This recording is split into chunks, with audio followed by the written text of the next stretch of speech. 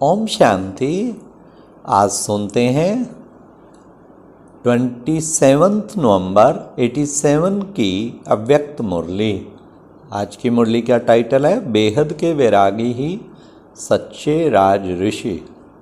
आज की मुरली में बाबा ने राज ऋषि बच्चों को कौन सा बैलेंस रखना है, फिर बाबा ने बेहद की वैराग्य वृत्ति का अर्थ क्या है, साथ साथ कौन सा सूक्ष्म अभ्यास करना है, लास्ट दरबार लगाते हुए कौन सी बात चेक करनी है।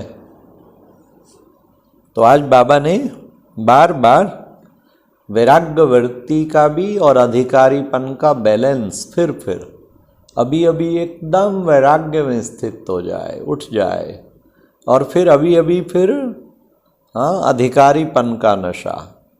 तो ये दोनों चीज़ें बाबा ने इसका बैलेंस रखने के लिए कहा। और जब चाहें अपने मन को जहाँ चाहें जितना समय के लिए चाहें टिका दें। तो सुनते हैं 27 नवंबर 87 की मुरली, बेहद के वैरागी ही सच्चे राज ऋषि। आज बाप दादा सर्व राज ऋषियों की दरबार को देख रहे हैं। सारे कल्प में राजाओं की दरबार अनेक बार लगती है, लेकिन ये राज ऋषियों की दरबार इस संगम युग पर ही लगती है। राजा भी हो और ऋषि भी हो, यह विशेषता इस समय की इस दरबार की गाई हुई है। कौन सी विशेषता गाई हुई है? राजा भी हो और ऋषि भी हो। एक तरफ राजाई अर्थात सर्व प्राप्तियों के अधिकारी, और दूसरी तरफ ऋषि अर्थात बेहद के वैराग्यवर्ती वाले। एक तरफ सर्व प्राप्ति के अधिकार का नशा, और दूसरी तरफ बेहद के वैराग्य का अलौकिक नशा। जितना ही श्रेष्ठ भाग्य उतना ही श्रेष्ठ त्याग, दोनों का बैलेंस, इसको कहते हैं राज ऋषि। ऐसे राज ऋषि बच्चों का बैलेंस देख रहे थे। बाकी बैलेंस तो चेक करते रहते हैं ना, कितना अकाउंट में बैलेंस, ये बैलेंस बाबा देख रहे थे। अभी अधिकारीपन का नशा और अभी वैराग्य वृत्ति का नशा। इस प्रैक्टिस में कहाँ तक स्थित हो सकते हैं, अर्थात दोनों स्थितियों का समान अभ्यास कहाँ तक कर रहे हैं, यह चेक कर रहे थे। नंबरवार अभ्यासी तो सब बच्चे हैं ही, लेकिन समय प्रमाण इन दोनों अभ्यास को और भी ज़्यादा से ज़्यादा बढ़ाते चलो। बेहद के वैराग्य वृत्ति का अर्थ ही है वैराग्य अर्थात किनारा करना नहीं, लेकिन सर्व प्राप्ति होते हुए भी हद की आकर्षण मन को व बुद्धि को आकर्षण में नहीं लावे। बेहद अर्थात मैं संपूर्ण संपन्न आत्मा, बाप समान सदा सर्व कर्मेंद्रियों के राज अधिकारी, इन सूक्ष्म शक्तियों मन बुद्धि संस्कार के भी अधिकारी, संकल्प मात्र भी अधीनता ना हो, इसको कहते हैं राज ऋषि। अर्थात बेहद की वैराग्य वृत्ति, ये पुरानी देह व देह की पुरानी दुनिया व व्यक्त भाव वैभवों का भाव, इस सब आकर्षणों से सदा और सहज दूर रहने वाले। जैसे साइंस की शक्ति धरनी की आकर्षण से परे कर लेती है, ऐसे साइलेंस की शक्ति इन सब हद के आकर्षणों से दूर ले जाती है। इसको कहते हैं संपूर्ण संपन्न बाप समान स्थिति। तो ऐसी स्थिति के अभ्यासी बने हो। स्थूल कर्मेंद्रियां यह तो बहुत मोटी बात है, कर्मेंद्रिया जीत बनना यह फिर भी सहज है, लेकिन मन बुद्धि संस्कार इन सूक्ष्म शक्तियों पर विजयी बनना यह सूक्ष्म अभ्यास है। जिस समय जो संकल्प जो संस्कार इमर्ज करने चाहें, वही संकल्प वही संस्कार सहज अपना सकें, इसको कहते हैं सूक्ष्म शक्तियों पर विजय अर्थात राज ऋषि स्थिति। जैसे स्थूल कर्मेंद्रियों को ऑर्डर करते हो कि यह करो यह ना करो, हाथ नीचे करो, ऊपर हो तो ऊपर हो जाता है ना, ऐसे संकल्प और संस्कार और निर्णय शक्ति बुद्धि ऐसे ही ऑर्डर पर चले।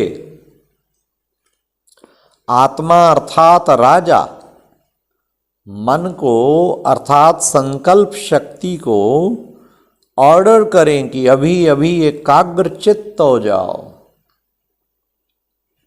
एक संकल्प में स्थित हो जाओ। तो राजा का ऑर्डर उस घड़ी उसी प्रकार से मानना, यह है राज अधिकारी की निशानी।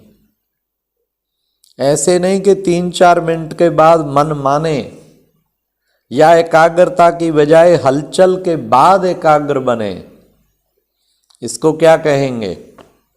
अधिकारी कहेंगे। तो ऐसी चेकिंग करो, क्योंकि पहले से ही सुनाया ना क्या कि अंतिम समय की अंतिम रिजल्ट का समय 1 सेकंड का क्वेश्चन होगा, और वो एक ही होगा। कौन सा? इन सूक्ष्म शक्तियों के अधिकारी बनने का अभ्यास अगर नहीं होगा, अर्थात आपका मन राजा का ऑर्डर 1 घड़ी की बजाय 3 घड़ियों में मानता है, तो राज्य अधिकारी कहलाएंगे। व 1 सेकंड के अंतिम पेपर के में पास होंगे, कितने मार्क्स मिलेंगे? ऐसे ही बुद्धि अर्थात निर्णय शक्ति पर भी अधिकार हो, अर्थात जिस समय जो परिस्थिति है उसी प्रमाण उसी घड़ी निर्णय करना, इसको कहेंगे बुद्धि पर अधिकार। ऐसे नहीं कि परिस्थिति व समय बीत जाए फिर निर्णय हो कि यह नहीं होना चाहिए था। अगर यह निर्णय करते तो बहुत अच्छा होता। तो समय पर और यथार्थ निर्णय होना यह निशानी है राज्य अधिकारी आत्मा की। तो चेक करो कि सारा दिन में राज्य अधिकारी अर्थात इन सूक्ष्म शक्तियों को भी ऑर्डर में चलाने वाले कहां तक रहे। रोज अपने कर्मचारियों की दरबार लगाओ, चेक करो कि स्थूल कर्मेंद्रियां व सूक्ष्म शक्तियां ये कर्मचारी कंट्रोल में रहे व नहीं रहे। अभी से राज्य अधिकारी बनने के संस्कार अनेक जन्म राज्य अधिकारी बनाएंगे, समझा? इसी प्रकार संस्कार कहां धोखा तो नहीं देते हैं। आदि अनादि संस्कार अनादि शुद्ध श्रेष्ठ पावन संस्कार है, सर्वगुण स्वरूप संस्कार है, और आदि देव आत्मा के राज्य अधिकारीपन के संस्कार सर्व प्राप्ति स्वरूप रूप के संस्कार हैं, संपन्न संपूर्ण के नेचुरल संस्कार हैं। तो संस्कार शक्ति के ऊपर राज्य अधिकारी अर्थात सदा अनादि आदि संस्कार इमर्ज हों, नेचुरल संस्कार हों। मध्य अर्थात द्वापर से प्रवेश होने वाले संस्कार अपनी तरफ आकर्षित नहीं करें। संस्कारों के वश मजबूर ना बने। जैसे कहते हो ना क्या कि मेरे पुराने संस्कार हैं, क्या करूं? वास्तव में अनादि और आदि संस्कार ही पुराने हैं। यह तो मध्य द्वापर से आए हुए संस्कार हैं। तो पुराने संस्कार आदि के हुए या मध्य के हुए? कोई भी हद की आकर्षण के कोई भी हद की आकर्षण के संस्कार अगर आकर्षित करते हैं तो संस्कारों पर राज्य अधिकारी कहेंगे। राज्य के अंदर एक शक्ति या एक कर्मचारी कर्मेंद्री भी अगर आर्डर पर नहीं है तो उसको संपूर्ण राज्य अधिकारी कहेंगे। आप सब बच्चे चैलेंज करते हो कि हम एक राज, एक धर्म, एक मत स्थापन करने वाले हैं। यह चैलेंज सभी ब्रह्मा कुमार और ब्रह्मा कुमारियां करते हो ना? जी बाबा। तो वह कब स्थापन होगा? एक धर्म, एक राज, एक मत। यह चैलेंज सभी ब्रह्मा कुमार और ब्रह्मा कुमारियां करते हो ना? कब स्थापन होगा? भविष्य में स्थापन होगा। स्थापना के निमित्त कौन है? ब्रह्मा है व विष्णु है। ब्रह्मा द्वारा स्थापना होती है ना। जहां ब्रह्मा है तो ब्राह्मण भी साथ हैं ही। ब्रह्मा द्वारा अर्थात ब्राह्मणों द्वारा स्थापना वह कब होगी? संगम पर्व व सतयुग में। तो पहले सबके राज्य में देखो कि एक राज, एक धर्म, एक मत है। अगर एक कर्मेंद्री भी माया की दूसरी मत पर है तो एक राज, एक मत नहीं कहेंगे। तो पहले चेक करो, एक राज, एक धर्म सबके राज्य में स्थापन किया है व कभी माया तख्त पर बैठ जाती और कभी आप बैठ जाते हो। चैलेंज को प्रैक्टिकल में लाया है व नहीं, यह चेक करो।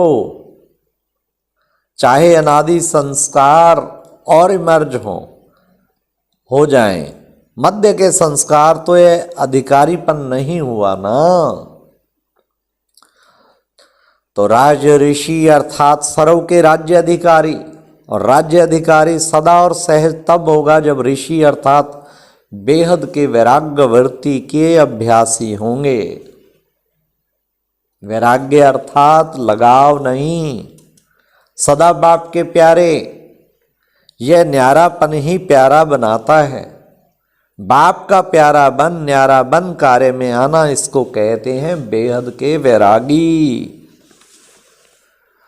अच्छा, तो बाप दादा ने कितना सुंदर चारों ओर के सदा राज ऋषि बच्चों को, सदा सब पर राज करने वाले, सदा विजयी बन निर्विघ्न राज्य कारोबार चलाने वाले राज्य अधिकारी बच्चों को, सदा बेहद के वैराग्यवृत्ति में रहने वाले सभी ऋषि कुमार कुमारियों को, सदा बाप के प्यारे बन प्यारे हो कार्य करने वाले न्यारे और प्यारे बच्चों को, सदा ब्रह्मा बाप को फॉलो करने वाले वफादार बच्चों को बाप दादा का याद प्यार और नमस्ते।